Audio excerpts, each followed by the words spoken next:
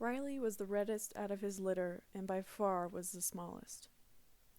He was what every 8-year-old girl wanted, and I had been lucky to call him mine for 13 years. He continued to be healthy and strong throughout those years. His brothers and sisters died long before he did, and none of them, sadly, were from natural causes.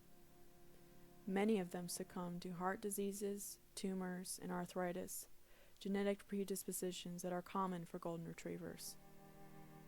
50 to 60% of this particular breed die from cancer alone, which is overwhelming to think about.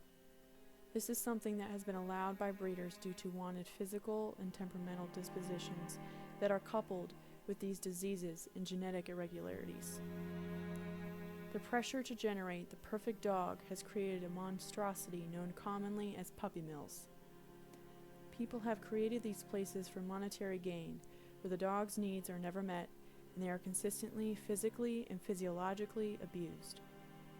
There are over 10,000 puppy mills currently in operation in the United States, and less than 3,000 of those are regulated.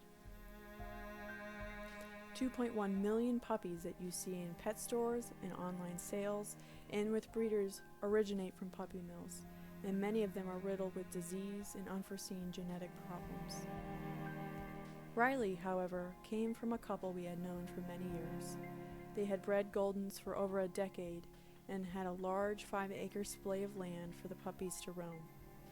The puppies were under the vet care of the couple's daughter, who specialized in larger animals, and each came with AKC certifiable paperwork explaining each puppy's inherited traits.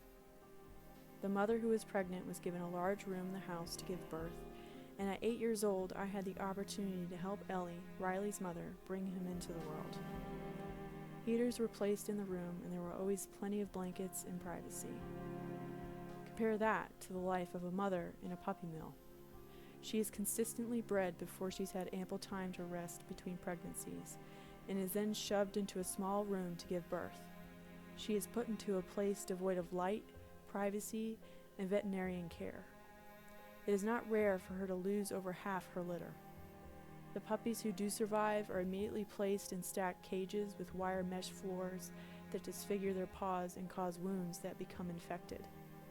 Those who survive these infections can become permanently disfigured and are prone to further infection due to living in dark, moldy, and muddy areas. Unlike Riley, many of these dogs will never feel grass under their paws or experience adequate attention from humans and dogs alike, creating fearful animals that will bite, growl, and cower. Most often, people who purchase these dogs are completely unaware of the problems with the animal until they take them home. Out of the 2,500 complaints filed with the ASPCA of America, 15% of the dogs die suddenly within a week of purchase, while an additional 40% are deathly ill or riddled with mange and intestinal parasites. If a dog has the misfortune of becoming too ill to be of use while living at the puppy mill, many are shot instead of being humanely euthanized, all of which could have been avoided if given the proper care. Although many people know about this gross use of dominion over the animals of the earth, many are still unable to stop it. Police forces pull out rewards for information. There are multitudes of websites on the dog's conditions to raise awareness, but it is difficult to stop a person from doing something that they believe is right for them. Until regulations are tighter and funding is sent to the right places, these puppy mills will continue to create disease-deformed genetic time bombs. Riley, although he was raised in an open area with plenty of behavioral, psychological, and physical care, still fell victim to his genetic makeup at 13 years old. He died of a tumor that killed him within 3 days. This was due to the breeding that was well beyond what my family friends could have prevented. It's so deeply ingrained into the breed that only saving grace may be stop searching for the perfect dog and to go to a shelter to find one that needs you instead. Maybe this means that we should focus less on breeds and more on the livelihood of the animal itself.